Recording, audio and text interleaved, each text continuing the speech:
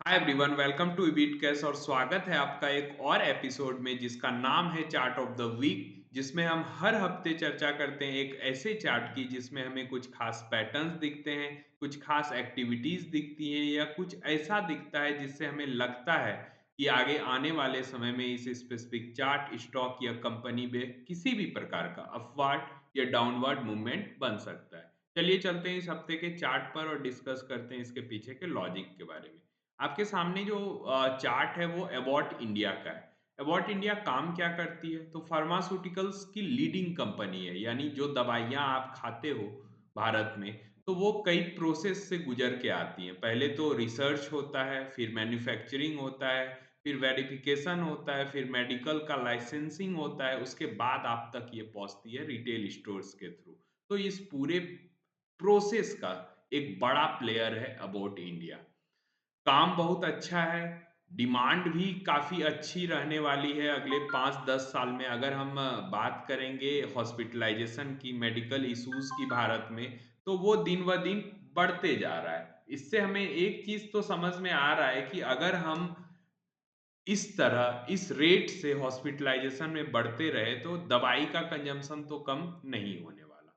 तो फंडामेंटली हमें काफ़ी अच्छा दिखा। अब देखते हैं थोड़े फंडामेंटल को डेप्थ से। अगर हम स्क्रीनर पे जाके अबाउट इंडिया को देखेंगे तो काफ़ी अच्छे वैल्यूएशंस पे अवेलेबल दिख रहा है। रिटर्न ऑन एसेट भी ठीक-ठाक है। और अगर हम इसके चार्ट पर जाएँगे, तो यहाँ हमें एक रिवर्सल पैटर्न सा दिख रहा है। अब ये रिवर्सल पैटर्न क्या है? एग्ज़ैक्टली हम लोग ब्रेकआउट की बात करते हैं हमेशा, लेकिन जब रिवर्सल पैटर्न की बात आती है, तो ये उस समय होता है जब बाज़ार करेक्टिव दौर से गुज़र रहा हो।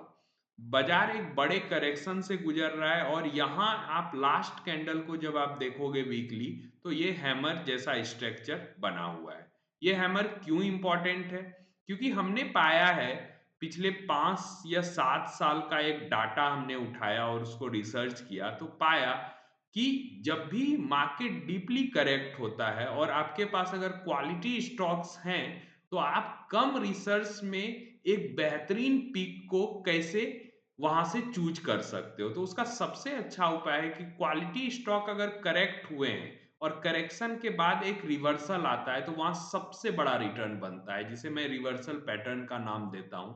अबाउट इंडिया में वो साफ-साफ दिखाई दे रहा है, क्योंकि ये स्टॉक जो जिसने हाई लगाया था लगभग 37,000 का, 37,000 का, वो अब आपको मिल रहा है लगभग 27,000 के आसपास, 25,000 के आसपास या 26 के आसपास। इसका काफ़ी स्ट्रॉन्ग बेस बना हुआ है, वहीं से रिवर्सल आने के संकेत आ रहे हैं। आगे अर्निंग्स भी है, अगर अर्निंग का सपोर्ट मिलता है, तो यहाँ से एक बड़ा मूवमेंट ऊपर की दिशा में हमें देखने को मिल सकती है।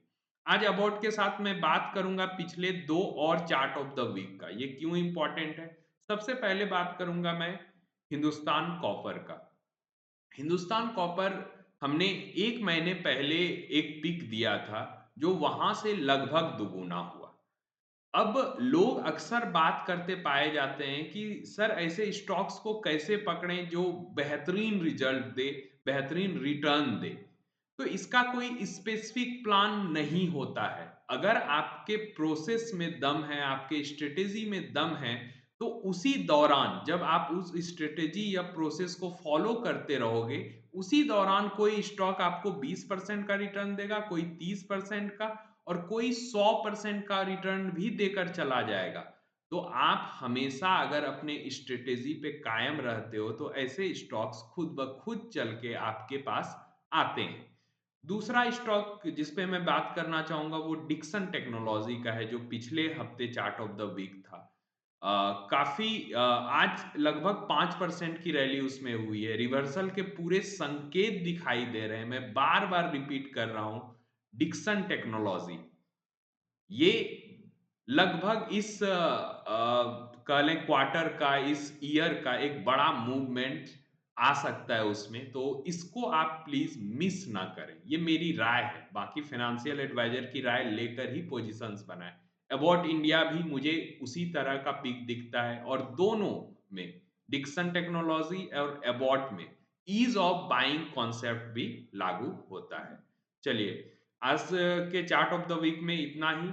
हमेशा की तरह डिस्क्लेमर, अगर आपको अबाउट इंडिया या किसी भी और चार्ट पे किसी भी तरह का डिसीजन ट्रेडिंग या इन्वेस्टिंग रिगार्डिंग लेना है तो अपने फाइनेंशियल एडवाइजर की राय ज़रूर ले लें। मिलते हैं अगले week next chart of the week के साथ। तब तक के लिए सारे लोगों को बाय।